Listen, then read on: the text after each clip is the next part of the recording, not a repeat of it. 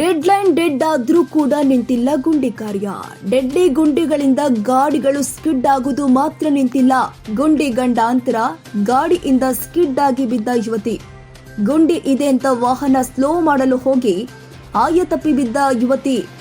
ನಗರದ ಲಿಂಗಧೀರನ ಹಳ್ಳಿಯಲ್ಲಿ ನಡೆದಿರುವ ಘಟನೆ ಶನಿವಾರ ಬೆಳಿಗ್ಗೆ 11:44 ವೇಳೆ ನಡೆದಿರುವ ಘಟನೆ.